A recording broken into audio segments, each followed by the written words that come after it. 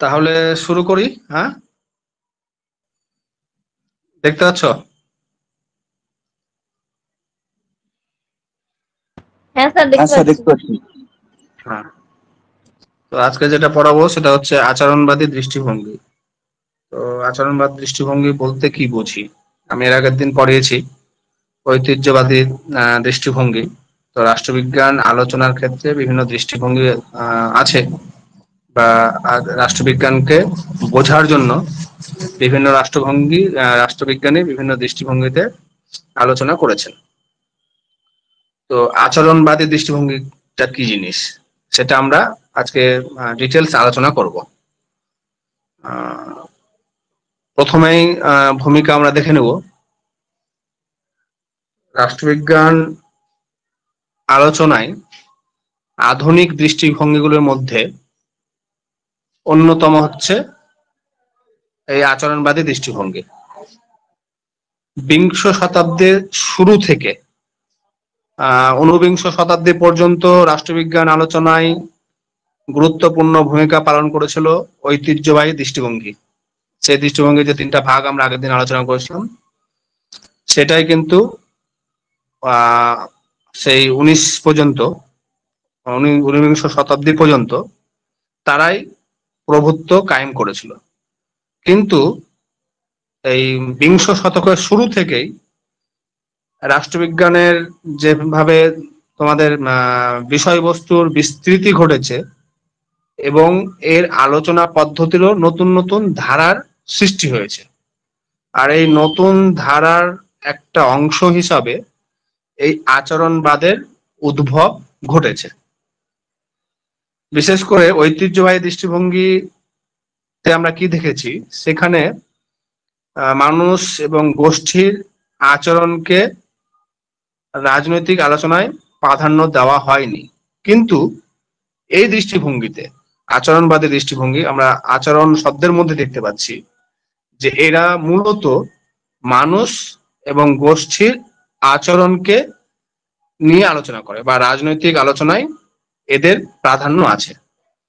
মূলত দ্বিতীয় বিশ্বযুদ্ধের পরে মার্কিন রাষ্ট্রবিজ্ঞানীদের উদ্যোগে এই দৃষ্টিভঙ্গির উদ্ভব ঘটেছে। তবে মার্কিন মুলুকে বা মার্কিন যুক্তরাষ্ট্রে আচরণবাদের উদ্ভব ঘটলেও জাপান, ইংল্যান্ড, ইউরোপেও এর কিন্তু একটা ভালো প্রভাব বিস্তার ঘটেছে। আমাদের ভারতবর্ষ যে কারণে আমরা পড়ছি। তো এই আচরণবাদের সূত্রপাত কবে ঘটে, তোমাদের এখান থেকে প্রশ্ন থাকতে পারে। আর্থার বেন্টলি ও গ্রাহাম ওয়ালাস এদের যে লেখা কিছু বই, বিশেষ করে এর উদ্ভব, মানে এদের আলোচনা 1960 খ্রিস্টাব্দে, 1960 হবে না, 1908 হবে। 1908 সালে আর্থার বেন্টলির লেখা যে দ্য প্রসেস অফ গভর্নমেন্ট, বিখ্যাত বই, এটার নামটা মনে রাখবে। এবং গ্রাহাম ওয়ালাসের লেখা হিউম্যান নেচার ইন পলিটিক্স, এই বিখ্যাত যে দুটো বই, এই বিখ্যাত দুটো বইয়ের মধ্যে তারা আচরণবাদকে গুরুত্ব দিয়ে রাষ্ট্রবিজ্ঞানের বিষয়বস্তু আলোচনা করেছে। আর এর মাধ্যমেই এই আচরণবাদের উদ্ভব ঘটে। সেজন্য এর মূল প্রবক্তা যদি বলো, বা জনক বলতে যাও, তাহলে এরা দুজনকে আমরা বলবো। পরবর্তীকালে ল্যাসওয়েল, চার্লস মেরিয়াম, তারা কি করলো, এই দৃষ্টিভঙ্গির জনপ্রিয়তা নিয়ে আসলো। তবে এই দৃষ্টিভঙ্গির যারা মূল প্রবক্তা, তারা এই কার্কপ্যাট্রিক, রবার্ট ডাল, ডেভিড ইস্টন যদিও আচরণবাদের বিস্তারে গুরুত্বপূর্ণ ভূমিকা পালন করেছে। আমরা তার যে আচরণবাদের বৈশিষ্ট্য সম্পর্কে তার যে মতবাদ, সেটা আমরা পড়ব। পরবর্তীতে আমরা দেখেছি ডেভিড ইস্টনের যে উত্তর আচরণবাদ, সে উত্তর আচরণবাদের উৎপত্তিতে তারও একটা ভালো ভূমিকা আছে। তো যাই হোক, এ হচ্ছে রাষ্ট্রবিজ্ঞানের আলোচনায় আচরণবাদ দৃষ্টিভঙ্গির ইন্ট্রোডাকশন। এবার আচরণবাদের কি? আচরণবাদ হলো রাজনৈতিক অনুশীলনে এমন এক মতবাদ যেটি কি করে, মানব গোষ্ঠী কেন্দ্রিক এবং সামাজিক আচরণের প্রেক্ষাপটে রাজনৈতিক পর্যালোচনা করে থাকে। মানে এদের যে মূল বিষয়বস্তু সেটা হচ্ছে ব্যক্তি বা গোষ্ঠী বা সংগঠন যাই হোক না কেন, তাদের আচরণগত প্রেক্ষাপটটা কি, আচরণগত বৈশিষ্ট্যটা কি, সে সম্পর্কে আলোচনা করে থাকে। ডেভিড ট্রুম্যান বলছেন, ডেভিড ট্রুম্যান কি, তিনিও একজন আচরণবাদী রাষ্ট্রবিজ্ঞানী।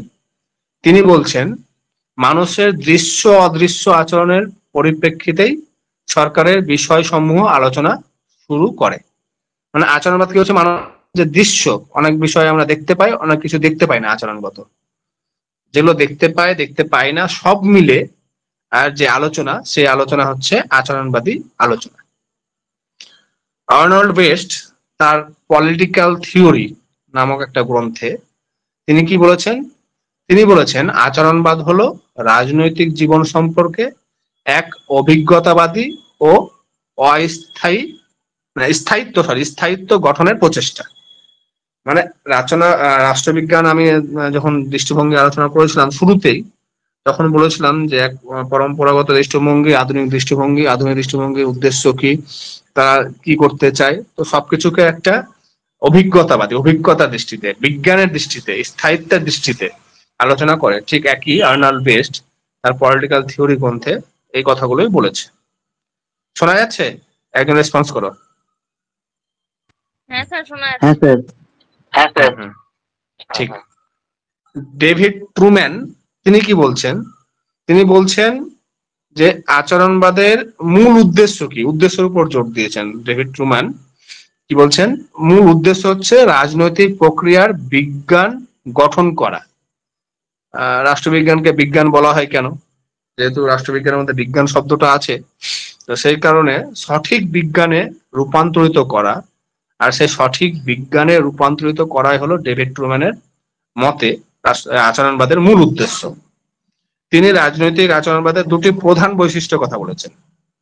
ডেভিড ট্রুম্যান, অনেক সময় মনে রাখবে এটা আসতে পারে, যে দুটি প্রধান বৈশিষ্ট্য, একটা কি সুসংবদ্ধ গবেষণার উপরে গুরুত্ব দিয়েছেন, আর আচরণবাদী পদ্ধতির উপরে। একটা হচ্ছে গবেষণা, এক হচ্ছে আচরণবাদী পদ্ধতি, এই দুটোর উপরে আর এখানে তিনি গুরুত্ব দিয়েছেন। এবার আমরা আলোচনা করব ডেভিড স্টন, তার যে পলিটিক্যাল সিস্টেম বিখ্যাত গ্রন্থ। এটা 10টা পরীক্ষা হলে মোটামুটি 4টাতে এই প্রশ্নটা থাকে, মানে এই ডেভিড স্টন এবং পলিটিক্যাল সিস্টেম রিলেটেড। তো এই ডেভিড স্টন তার পলিটিক্যাল সিস্টেম গ্রন্থে বলেছেন, কি বলছেন, আচরণবাদী গবেষণা প্রকৃত মানুষকে মনোযোগের কেন্দ্রবিন্দুতে উন্নত করতে চায়। তাই এর বক্তব্য হলো এই যে ঐতিহ্যবাহী চিন্তাবিদরা রাজনৈতিক প্রতিষ্ঠান সমূহের ব্যক্তি উপাদানের, অর্থাৎ প্রতিষ্ঠানগুলির উপাদান প্রসঙ্গে উল্লেখ না করে বরং প্রতিষ্ঠানগুলো চূড়ান্তভাবে পৃথক পৃথক জনসমষ্টি হিসাবে লক্ষ্য করে তাদের ব্যাখ্যা বিশ্লেষণ করে থাকে। মানে হচ্ছে ডেভিড স্টনের মতে ঐতিহ্যবাহী যারা দৃষ্টিভঙ্গি প্রবক্তা ছিলেন, তারা ব্যক্তি প্রতিষ্ঠান তাদের ভিন্ন ভিন্ন ভাবে আলোচনা করতেন। কিন্তু ডেভিড স্টনের মতে বলছে যে আচরণবাদে আমরা দেখতে পাই যে এক প্রতিষ্ঠান আর এক প্রতিষ্ঠানকে প্রভাবিত করে, বা এক ব্যক্তি আর এক ব্যক্তিকে প্রভাবিত করে, আর সেই প্রভাবের মূল মাধ্যম হচ্ছে আচরণ। তো সেজন্য একে অপরের সাথে সম্পর্কিত আছে, বিচ্ছিন্নভাবে বা ভিন্ন ভিন্ন ভাবে এর আলোচনা করা কখনোই সম্ভব নয়। এবার রবার্ট ডাল তুমি যেটা বলছিলে আর কি, রবার্ট ডাল আচরণবাদকে একটি প্রতিবাদী আন্দোলন, যখনই অপশনে দেখবে প্রতিবাদী আন্দোলনের কথা, তখন এই রবার্ট ডালের নাম আসবে। আবার আচরণবাদের কেউ কেউ রাজনৈতিক বিপ্লবও বলেছেন। এই বিপ্লব একদিকে প্রতিষ্ঠান নেতার বিরুদ্ধে বা অন্যদিকে মূল্যবোধের বিরুদ্ধে। ঐতিহ্যবাহী দৃষ্টিভঙ্গি যারা, তারা রাষ্ট্রবিজ্ঞান আলোচনাকে মূল্যবোধ যুক্ত বিষয়বস্তু বা যুক্ত আলোচনা করেছেন। কিন্তু আচরণবাদ বলছে যে না, মূল্যবোধ থাকলে ভালো হবে না, আলোচনা বিজ্ঞানসম্মত হয় না, বিজ্ঞানে কোনো সময় মূল্যের উপরে গুরুত্ব দেওয়া হয় না, উচিত অনুচিত ভালো মন্দের উপরে গুরুত্ব দেওয়া হয় না, সেখানে তথ্য এবং প্রমাণের উপরে বেশি গুরুত্ব দেওয়া হয়। আর সেজন্য আচরণবাদ এই মূল্যবোধের বিরুদ্ধে এক আন্দোলন বা এক বিপ্লব। অনেকের মতে আচরণবাদ হলো আবার অনেকের কি একটা আন্দোলন, মানে কেউ বিপ্লব বলেছেন, কেউ আন্দোলন বলেছেন, কেউ বলছে প্রতিবাদী আন্দোলন। তো এ হচ্ছে আচরণবাদের এক মূল দৃষ্টিভঙ্গি। আচরণবাদী রাষ্ট্রবিজ্ঞান আলোচনায় ভৌত বিজ্ঞানের যে কলা কৌশল, যেহেতু তারা রাষ্ট্রবিজ্ঞানকে বিজ্ঞানের পর্যায়ে উন্নত করার চেষ্টা করেছেন, সেই জন্য তারা ভৌত বিজ্ঞান হচ্ছে তাদের মতে বা এমনি স্বাভাবিকভাবেই যে এক হচ্ছে প্রকৃত বিজ্ঞান, আর সেই প্রকৃত বিজ্ঞানে উন্নত করার জন্য ভৌত বিজ্ঞানের যে কলা কৌশল আছে সেই সমস্ত কলা কৌশল রাষ্ট্রবিজ্ঞানে প্রয়োগের কথা বলেছেন। আর এই কারণে তারা অভিজ্ঞতাবাদী তথ্য, গবেষণালব্ধ জ্ঞান এর পারস্পরিক বিশ্বাসের দ্বারা রাজনৈতিক কাঠামো বিশ্লেষণ করেছেন। এদের মতে এদের অন্যতম উদ্দেশ্য কি? অভিজ্ঞতাবাদের ধারণা ও তত্ত্ব গড়ে তুলে রাষ্ট্রবিজ্ঞানের বিভিন্ন সমস্যা সম্পর্কে আলোচনা করা। যখন রাষ্ট্রবিজ্ঞানের বিভিন্ন সমস্যা সম্পর্কে আলোচনা করব, আর সমস্যার সমাধানের জন্য যে প্রচেষ্টা সেটা বিজ্ঞানসম্মত হওয়া উচিত, আর সে বিজ্ঞানসম্মত প্রচেষ্টার মাধ্যমে রাষ্ট্রবিজ্ঞানের আলোচনা করতে হবে, এটা আচরণবাদীরা বলেছেন। এবার ডেভিড হিস্টন কি বলছেন ওইখানে আমরা সংক্ষেপে দেখলাম, এখানে বিস্তারিত আলোচনা করব। তার মতে রাজনৈতিক আচরণের ভিত্তিতে গৃহীত সিদ্ধান্ত সমূহ এর সত্যতা যাচাই করে নেওয়া দরকার। আমরা যে রাষ্ট্রবিজ্ঞানের বিভিন্ন বা রাজনৈতিক যে সিদ্ধান্ত গ্রহণ করা হয়, তো সিদ্ধান্তের কতটা সত্যতা যাচাই করা যায়, সত্যতা আছে সেটা যাচাই করা দরকার, সেটা ডেভিড হিস্টন বলছেন তার পলিটিক্যাল সিস্টেম গ্রন্থে। এখানে বইয়ের নামটা লেখা নাই, সেখানে লেখা ছিল। তো এরা ব্যক্তি ও গোষ্ঠীর আচরণের পর্যালোচনা করার উপর গুরুত্ব দিয়েছেন। তারা কি বলছেন যে ব্যক্তি ও গোষ্ঠীর আচরণটা তার কাছে মূল। এই মতবাদ অনুসারে ব্যক্তির রাজনৈতিক আচরণকে অন্য সকল বিষয় থেকে আলাদা করা যায় না। ব্যক্তি রাজনৈতিক আচরণ তার ব্যক্তিত্ব, সমাজ ও সামাজিক সংগঠনের মাধ্যমে প্রকাশ পায়। তাই যে কাঠামোর মধ্যে ব্যক্তির আচরণ প্রকাশিত হয় তার প্রেক্ষাপটে আচরণের প্রকৃতি ও গুরুত্ব বিচার করা হয়। ব্যক্তির আচরণ পরিবেশ ও নিরপেক্ষ হতে পারে না। কেন? কারণ মানুষ সামাজিক জীব। এবার আমি কোনো রাজনৈতিক আলোচনা অংশগ্রহণ করলাম, এবার সেই রাজনৈতিক আলোচনায় অংশগ্রহণ করার সময় আমি কিন্তু নিরপেক্ষভাবে সেইখানে গ্রহণ করতে পারি না। মূল্যবোধ, উচিত অনুচিত, ন্যায় অন্যায়, ভালো মন্দ বা নিজের একটা পার্সিয়ালিটি, সেই পার্সিয়ালিটির ঊর্ধ্বে উঠে আমি নিরপেক্ষভাবে কখনোই রাজনীতির বিষয়বস্তু আলোচনা করতে পারি না। পৃথিবীতে বা এই বিশ্বে বা এই রাজনৈতিক জগতে কেউ কখনো নিউট্রাল থাকতে পারে না। সে প্রত্যেক ব্যক্তি ধরে নাও নিউট্রাল দেখানোর চেষ্টা করে। আমরা টিভিতে বিভিন্ন টিভি চ্যানেলে ডিবেট শোতে দেখি, হ্যাঁ, রাজনৈতিক পর্যবেক্ষক বা রাজনৈতিক বিশ্লেষক কোনো পার্টির সদস্য না বা মুখপাত্র নয়, কিন্তু তাদের আলোচনার মধ্যে তারা দেখানোর চেষ্টা করে যে তারা নিরপেক্ষ আলোচনা করে। কিন্তু বাস্তবিক ক্ষেত্রে তাদের কিন্তু একটা পার্সিয়ালিটি থাকে, তাদের কিন্তু একটা পার্সোনাল লাইফ থাকে, পার্সোনাল চিন্তা ভাবনা, ভালো মন্দ বা পার্সোনাল আদর্শ থাকে। তারা ব্যক্তিগতভাবে কোনো না কোনো রাজনৈতিক দলের সাপোর্টার হবেই। রাজনৈতিক দলের সাপোর্টার ছাড়া বা রাজনৈতিক দলের আদর্শের সমর্থক ছাড়া কোনো ব্যক্তি পৃথিবীতে হতে পারে না। তো সেই জন্য আচরণবাদরা বলছে যে এইভাবে করে মানে সম্ভব না। আর সেই জন্য কোনো আচরণে তার সামগ্রিক দিক থেকে বিচ্ছিন্ন হতে পারে না। এই কারণে রাজনৈতিক আচরণের উপর সমাজ, সংস্কৃতি বা অন্যান্য প্রভাবের আলোচনা করতেই হবে। মানে একের সাথে আর একের যে সম্পর্ক, সেই সম্পর্কের কথা এখানে তারা বলেছেন। আর পরস্পর নির্ভরশীলতাকে প্রাধান্য দেওয়া এখানে হয়েছে, কারণ একটা সংগঠন আর একটা সংগঠনের উপরে নির্ভরশীল, বা এক ব্যক্তি আর এক ব্যক্তির উপরে নির্ভরশীল, এবং এই নির্ভরশীলতার কারণে একে অপরের সাথে সম্পর্কিত। আর সেজন্য তারা কি বলছেন যে রাজনৈতিক আচরণের সমস্যাটি বিশ্লেষণের জন্য একটি সংক্ষিপ্ত নিয়ন্ত্রিত গবেষণা পদ্ধতি গড়ে তোলা দরকার। আর এই কারণে এই আচরণবাদীরা বলেন যে একটা গবেষণা কেন্দ্র, তাহলে গবেষণা কেন্দ্র কি হবে? তো ইনাদের মতে এই যে গোটা বিশ্ব বা গোটা কোন একটা দেশ বা কোন একটা রাজ্য যে ভূখণ্ডকে নিয়ে আমরা আলোচনা করব, সেই ভূখণ্ডের পুরোটাই হচ্ছে একটা ল্যাবরেটরি বা একটা গবেষণা কেন্দ্র। আর সেইখানে আর আমাদের যখন রাজনীতি বা রাষ্ট্রবিজ্ঞান বা রাজনৈতিক বিষয়বস্তু আলোচনা করব, তখন সেই ভূখণ্ডের আচরণগত উম, যে বৈশিষ্ট্য তার ভিত্তিতে আমরা আলোচনা করব। আরো কিছু রাষ্ট্রবিজ্ঞানী বলেছেন, গ্রাহাম ওয়ালাস তার হিউম্যান নেচার ইন পলিটিক্স আগে বললাম আমি, কি বলেছেন, একটি নির্দিষ্ট রাজনৈতিক পরিস্থিতিতে মানুষের প্রকৃত আলোচনা পর্যালোচনা থাকা কথা বলেছেন। তার মতে কি, মানুষের জটিল রাজনৈতিক কারণ বিচার বিশ্লেষণের জন্য তথ্য ও প্রমাণ জোগাড় করা দরকার। আমি যে রাজনৈতিক আলোচনা করব সেখানে তথ্য দিয়ে প্রমাণ সহকারে আলোচনা করতে হবে, যেটা ঐতিহ্যবাহী দৃষ্টিভঙ্গির ক্ষেত্রে আদর্শ, উচিত অনুচিত, ভবিষ্যৎ পরিকল্পনা এই সমস্ত বিষয় সেখানে গুরুত্ব পেয়েছিল। কিন্তু এখানে তারা তথ্য এবং প্রমাণের উপরে বেশি গুরুত্ব দিচ্ছেন, গ্রাহাম ওয়ালাস তার হিউম্যান নেচার ইন পলিটিক্স গ্রন্থে বলেছেন। আর্থার বেন্টলি তার প্রসেস অফ গভর্নমেন্ট, এই বইয়ের নামগুলো তোমরা মনে রাখবে, হ্যাঁ, এগুলো কিন্তু অপশনে থাকে। এই গ্রন্থে কি বলেছেন, এইখানে তথ্য এবং পরিসংখ্যানের উপরে, উপরেটা কি তথ্য, দেখো গ্রাহাম ওয়ালাস একই রকম বলেছেন, গ্রাহাম ওয়ালাস বলেছেন তথ্য এবং প্রমাণ, এখানে বলা হচ্ছে তথ্য ও পরিসংখ্যানের উপর বেশি গুরুত্ব দিয়েছেন। তিনি রাজনৈতিক পদ্ধতিতে নির্বাচন ও চাপ সৃষ্টিকারী গোষ্ঠীর গুরুত্বপূর্ণ ভূমিকার কথা বলেছেন। অর্থাৎ এই যে রাজনৈতিক যে বিভিন্ন পদ্ধতি বা সিদ্ধান্ত গ্রহণ, নীতি নির্ধারণ, এই সমস্ত ক্ষেত্রে নির্বাচন ব্যবস্থা এবং চাপ সৃষ্টিকারী গোষ্ঠীর, যেটা আগে ছিল না, চাপ সৃষ্টিকারী বিষয়টা ছিল না, বা সেখানে আলোচনা, দেখো তোমরা যখন ঐতিহ্যবাহী দৃষ্টিভঙ্গি আলোচনা করেছো সেখানে চাপ সৃষ্টিকারী শব্দটাই শোনোনি।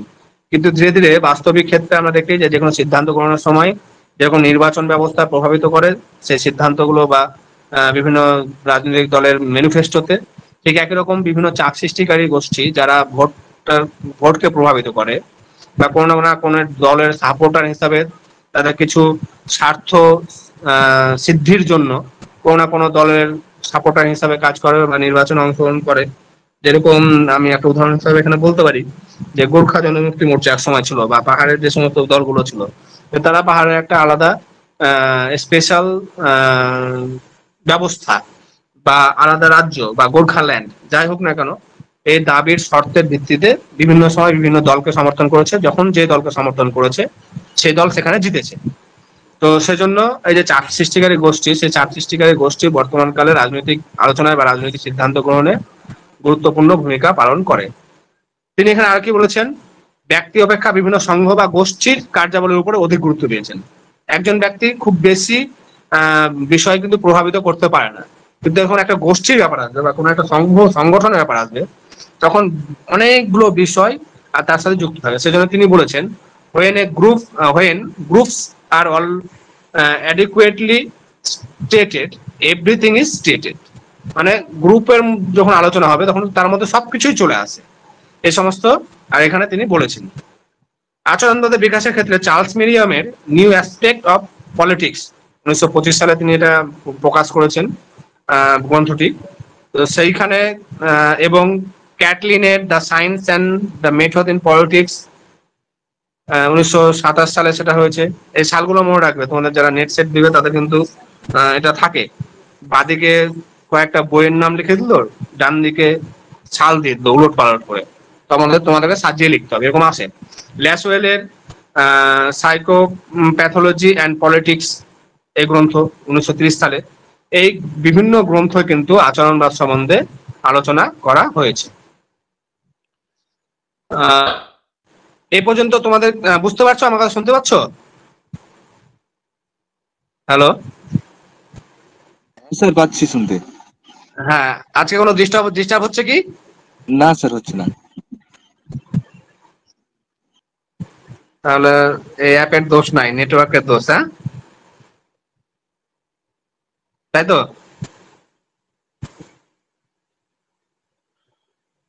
আচ্ছা, এবার আমরা একটু আচরণবাদের বৈশিষ্ট্য নিয়ে আলোচনা করব। তো বিভিন্ন রাষ্ট্রবিজ্ঞানী আচরণবাদের বিভিন্ন রকম বৈশিষ্ট্য তুলে ধরেছেন। তো এখানে ইউলভস একজন রাষ্ট্রবিজ্ঞানী আচরণবাদের 4টি বৈশিষ্ট্য কথা বলেছেন। কি কি? ব্যক্তির আচরণকে তার কাঠামোর পরিপ্রেক্ষিতে পর্যালোচনা করা, ব্যক্তি কোন কাঠামোর অন্তর্গত সেই অনুসারে তার আলোচনা করা। 2, রাজনৈতিক ভূমিকা ও রাজনৈতিক লক্ষ্যের প্রতি দৃষ্টি রাখা। 3, আচরণবাদের কেবল ঘটনাকে নিয়ে আলোচনা করা হয় না, এই আলোচনা সচেতনভাবে তত্ত্বকেন্দ্রিক। কোন ঘটনা হলো শুধু তাকে নিয়ে আলোচনা করবে না, তার সাথে সাথে ঘটনার পিছনে কি আছে, তার তত্ত্ব কি বা তার কারণ কি, কি কারণে ঘটনা ঘটলো, তার সাথে সাথে বা এই ঘটনার ফলাফল কি হতে পারে, এই সমস্ত বিষয় নিয়েও আর এইখানে আলোচনা করা হয়ে থাকে। 4 নম্বর কি বলছে, রাষ্ট্রবিজ্ঞান আলোচনা একটি কাঠামো গবেষণা পদ্ধতি গঠন করতে চাই, যেটা আমি বললাম। এই দৃষ্টিভঙ্গি পরীক্ষার যোগ্যতা, মানে ভৌত বিজ্ঞানের যে সমস্ত বিষয়গুলো, অনুসিদ্ধান্ত, নির্ভরযোগ্য কার্যপদ্ধতি কার্যকর বা যাচাই করা, নতুন মাপকাঠির কথা এখানে বলা হয়েছে। অর্থাৎ বিজ্ঞানের যে উপকরণগুলো বা উপাদানগুলো, সেগুলো এখানে প্রয়োগের কথা বলা হয়েছে। এগুলো তার বৈশিষ্ট্যের মধ্যে এগুলো তুলে ধরেছে। এবার যেটা আমরা রাষ্ট্রবিজ্ঞানের আচরণবাদী দৃষ্টিভঙ্গির সবচাইতে বড় ব্যাখ্যাকার, যিনি এই আচরণবাদকে সবচেয়ে বেশি বিস্তার লাভ ঘটিয়েছেন, ডেভিড স্টন।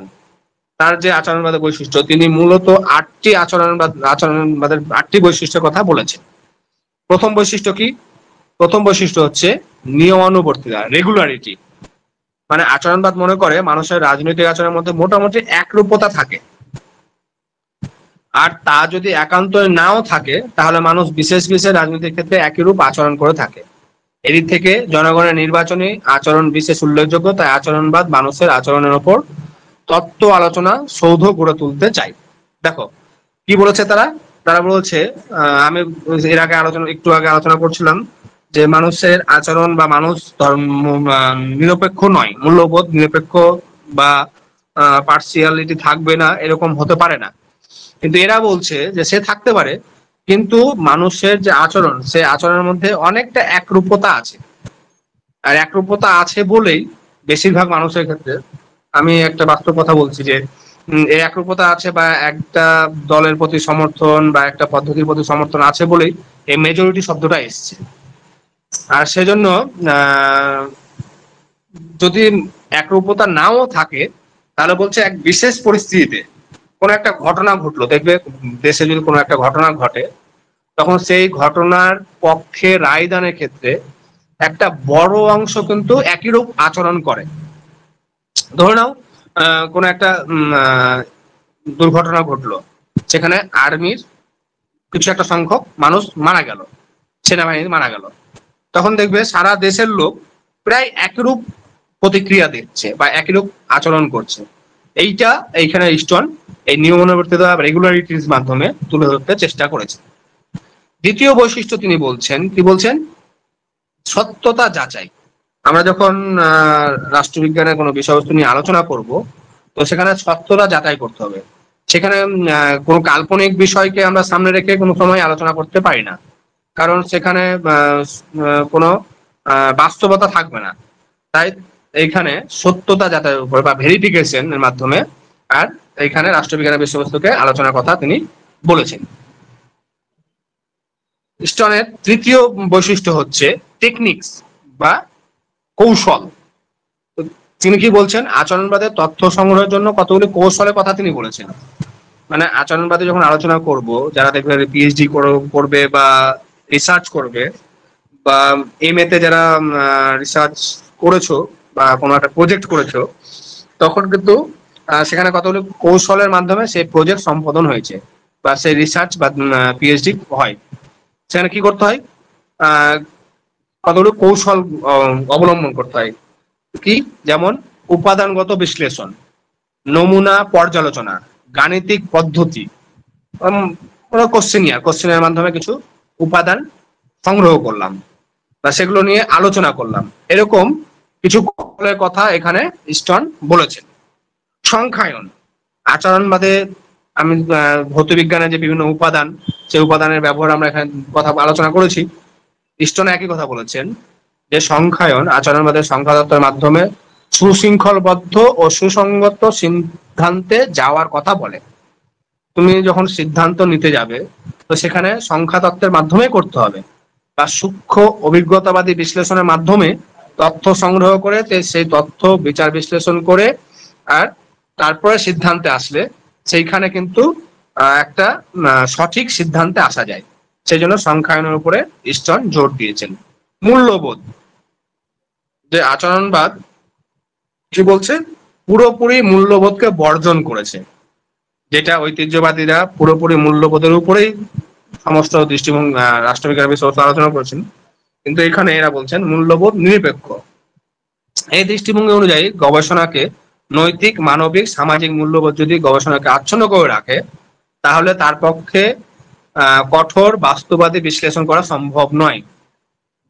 কারণ যদি মূল্যবোধ বা পার্সিয়ালিটি থাকে, তাহলে নিরপেক্ষভাবে আলোচনা করা সম্ভব নয়। আর আমি তখন এটার আলোচনা করছিলাম যে কোনো ব্যক্তি এই মূল্যবোধ বা পার্সিয়ালিটি ছাড়া হতে পারে না, কিন্তু আচরণবাদ পুরোপুরি এই মূল্যবোধকে নিরপেক্ষভাবে আলোচনা করার কথা বলেছেন। স্টোনের পরবর্তী যে একই বিষয়, একই বিষয় চলে এসেছে। হ্যাঁ, পরবর্তী যেটা হচ্ছে সেটা হচ্ছে সংহতি সাধন। স্টোনের যারা একটা বৈশিষ্ট্য সেটা হচ্ছে সংহতি সাধন। আচরণবাদ মানুষের রাজনৈতিক আচরণের বিজ্ঞানসম্মত ব্যাখ্যা দিতে চায় বলেই এই মতবাদ মানুষের সামগ্রিক আচরণকে গুরুত্ব দিয়ে থাকে। মানে ছোট বড়, ভালো মন্দ, যত ধরনের আচরণ আছে সমস্ত রকমের আচরণকে গুরুত্ব দেয়। আর সেই কারণে রাজনৈতিক সত্তাকে তার সামাজিক, মনস্তাত্ত্বিক, সাংস্কৃতিক, অর্থনৈতিক, ধর্মীয় সত্তা থেকে পৃথক করে দেখে না। প্রত্যেকটা সত্তার সাথে প্রত্যেকটা সত্তার একটা সংযোগ আছে, একটা যোগাযোগ আছে। আর তারা বলছে বরং এই সমস্ত সত্তার প্রেক্ষাপটে রাজনৈতিক সত্তার আসল পরিচয় পাওয়া যায়। কারণ রাজনীতি এমন কোনো জায়গা নাই যে যেখানে রাজনীতি নাই। ওই জন্য অনেক সময় মজা করে বলে যে পরিবারেও রাজনীতি চলছে, ভাইয়ে ভাইয়ে রাজনীতি, বন্ধুতে বন্ধুতে রাজনীতি। কেন? কারণ এই রাজনীতিটা প্রত্যেকটি সত্তার সাথে যুক্ত। সে সামাজিক হোক, মনস্তাত্ত্বিক হোক, সাংস্কৃতিক হোক, অর্থনৈতিক হোক, ধর্মীয় হোক। বর্তমানে দেখছি ধর্মকেন্দ্রিক রাজনীতি, জাতি কেন্দ্রিক রাজনীতি, সংস্কৃতি কেন্দ্রিক রাজনীতি। তো সেজন্য প্রত্যেকটা সত্তার সাথেই এই রাজনীতি যুক্ত, তাই সংহতিকরণ বা ইন্টিগ্রেশনের কথা বলেছেন। তো ইস্টনের এই আচরণবাদের বৈশিষ্ট্যের মধ্যে একমাত্র রাজনৈতিক জীবনে সুস্থ সুসংগত ব্যাখ্যা সম্ভব, এমনকি অভিজ্ঞতাবাদী অনুশীলনও সম্ভব। এদিক থেকে রাজনৈতিক আলোচনায় আচরণ বিশেষভাবে গুরুত্বপূর্ণ তা বলার অপেক্ষা রাখে না। তো ডেভিড স্টোনের এ ছিল মূল বিষয়বস্তু, তার বৈশিষ্ট্যের মাধ্যমে আলোচনা করেছেন। এবার এই আচরণবাদের কিছু সমালোচনা আমি আগেই বলেছি যে রাষ্ট্রবিজ্ঞানের বিষয়বস্তু আলোচনায় প্রত্যেক বিষয়বস্তুর পিছনে কিন্তু সমালোচনা থাকবেই। সমালোচনা ছাড়া রাষ্ট্রবিজ্ঞান কখনোই সম্ভব নয়। তো কি কি সমালোচনা এখানে উঠে এসেছে? মূল্যবোধ নিরপেক্ষর কথা যেটা এখানে বলা হয়েছে, সেই মূল্যবোধ নিরপেক্ষ কখনোই হতে পারে না। গবেষণাকে পুরোপুরি ভাবে কোনো একটা প্রভাব থেকে মুক্ত করা সম্ভব নয়। প্রত্যেক গবেষণায় কোনো না কোনো ভাবে আর মুক্ত যুক্ত থাকে। আচরণবাদ কি বলছে? বিশুদ্ধ বিজ্ঞানের কথা বলেছে। বিশুদ্ধ বিজ্ঞান রাষ্ট্রবিজ্ঞানে কখনোই সম্ভব নয়, কারণ এইখানে সংখ্যায়ন বা সংখ্যাতত্ত্বের কথা যে বলা হয়েছে সেটা পুরোপুরিভাবে সঠিকভাবে আসে না। বা কোনো যে বিষয়ে রিসার্চের জন্য যখন কোশ্চেনিয়ার তৈরি করি, আমরা ফিডব্যাক নিই, তো ফিডব্যাক নেওয়ার সময় সমস্ত ফিডব্যাকের প্রশ্নের উত্তর কিন্তু ব্যক্তি তার যে বাস্তব পরিস্থিতি, সে বাস্তব পরিস্থিতির মানে ভিত্তিতে দেয় না। অনেক সময় ভুলও অ্যান্সার দেয়, বা তার অনিচ্ছার সত্ত্বেও সে অন্য অ্যান্সার দেয়। তো এই কথাগুলো এখানে এই সমালোচনা আমরা এখানে এই বিষয়টাকে বলতে পারি। তথ্য, ডাটা, চিত্র, রেখাঙ্কন প্রভৃতির উপর অতিরিক্ত গুরুত্ব দেওয়া হয়েছে, কিন্তু মানুষের আচরণকে কোনো একটা গণ্ডির মধ্যে বেঁধে রাখা যায় না।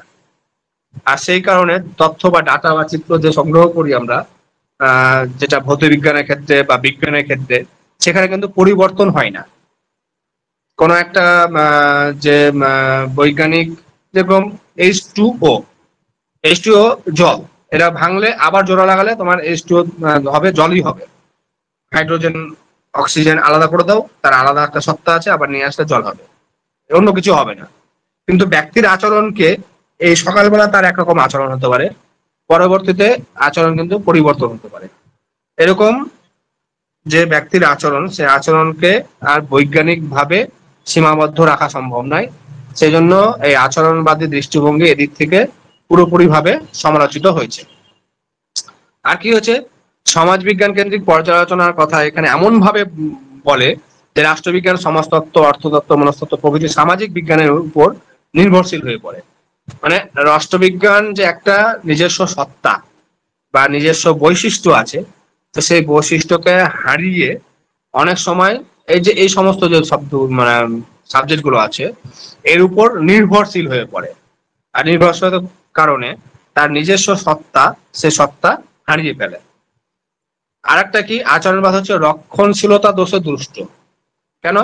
যেহেতু রাজনৈতিক ব্যবস্থায় বিদ্যমান অবস্থাকে বজায় রাখতেই এই মতবাদ আগ্রহী। কোন রাজনৈতিক পরিবর্তন সাধনে এরা গুরুত্ব দিতে রাজি নয়। দেখো, যে রাজনৈতিক ব্যবস্থা চলছে সেইটাকেই তারা বজায় রাখতে ইচ্ছুক এবং বজায় রাখার জন্য যত রকমের চেষ্টা তারা করে। সেজন্য রক্ষণশীল একটা তকমা এদেরকে বিরোধীরা বা এর সমালোচকরা দিয়ে থাকে।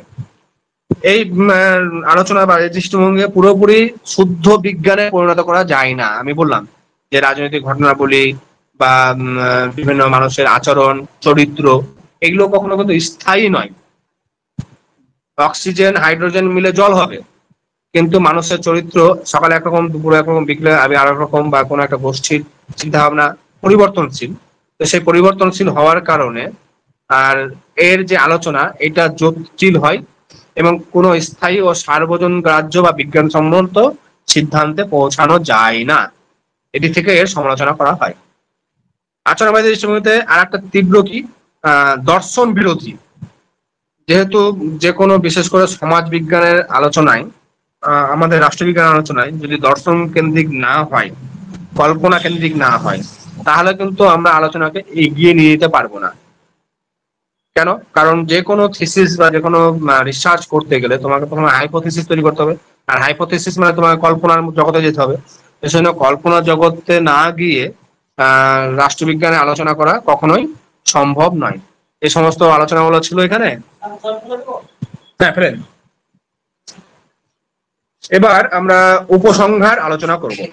উপসংহারে কি বলছি,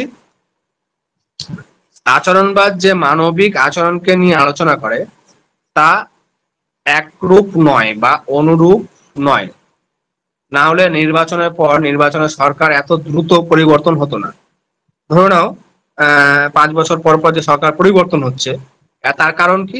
কারণ সরকারের আচরণের পরিবর্তনের সাথে সাথে মানুষের আচরণের পরিবর্তন হচ্ছে, মানুষের চিন্তা ভাবনার পরিবর্তন হচ্ছে। আর সেই কারণে রাজনৈতিক বিষয়ক আচরণবাদী বিশ্লেষণ আদৌ সম্ভব নয়। পরিবর্তনশীল রাজনৈতিক দলকে যথাযথভাবে বিশ্লেষণ করতে পারে না। আর এই আচরণবাদের ব্যর্থতার কারণে উত্তর আচরণবাদের উদ্ভব ঘটেছে। আমি যেটা বললাম যে এই আচরণবাদের যে সমস্ত সমালোচনাগুলো যেগুলো আলোচনা করলাম এখন পর্যন্ত, তো সেই আলোচনার পরিপ্রেক্ষিতে আমরা বলতে পারি যে এর যে বাস্তবতা বা এর গ্রহণযোগ্যতা অনেক কমে যাচ্ছে। আর কমে যাওয়ার কারণেই উত্তর আচরণবাদ, সে উত্তর আচরণবাদ দৃষ্টিভঙ্গির আর উদ্ভব হয়েছে। উত্তর আচরণবাদ আমি পরে ক্লাসে আলোচনা করব। উপরোক্ত সমালোচনা থেকে থাকা সত্ত্বেও এই সমস্ত আলোচনা বা উত্তর আচরণবাদের উদ্ভব যাই থাকুক না, এই আচরণবাদী দৃষ্টিভঙ্গির যে গুরুত্ব, সেই গুরুত্বকে কিন্তু কখনোই অবহেলা করা যায় না। কারণ আমি রাষ্ট্রবিজ্ঞানের বিষয়বস্তু আলোচনা করার সময় আচরণ বা রাজনৈতিক ক্ষেত্রে অংশগ্রহণ প্রভৃতি যদি না আলোচনা করি বা সেগুলোকে গুরুত্ব না দিই, তাহলে আচরণবাদ রাজনীতিতে মানুষের যে ভূমিকার উপর গুরুত্ব আরোপ করেছে তা কিন্তু কখনোই বাস্তবে আসে না। আর এই কারণে এটা হচ্ছে প্রশংসাযোগ্য। অনেকের মতে রাষ্ট্রবিজ্ঞানের আধুনিক আলোচনায় আচরণবাদ তত্ত্বকে একটি বৌদ্ধিক আন্দোলন হিসাবে সৃষ্টি করেছে। অর্থাৎ সব মিলিয়ে যে আচরণবাদী দৃষ্টিভঙ্গি, সেই আচরণবাদী দৃষ্টিভঙ্গি আমরা দেখতে পাচ্ছি যে রাষ্ট্রবিজ্ঞানের আধুনিক দৃষ্টিভঙ্গি, এবং এই দৃষ্টিভঙ্গি রাষ্ট্রবিজ্ঞানের আলোচনাকে এগিয়ে নিয়ে গেছে এবং এই বিষয়বস্তু আলোচনার ক্ষেত্রে একটা সুস্পষ্ট ধারণা দেওয়ার চেষ্টা করেছে, বা রাষ্ট্রবিজ্ঞানের আলোচনাকে বিজ্ঞানসম্মতভাবে আলোচনা করার কথা এখানে বলেছেন, এবং সেটা বাস্তবে রূপদানের বা প্রমাণের চেষ্টা করেছেন। যাই হোক, তোমাদের মোটামুটি হলো আজকের বিষয়টা।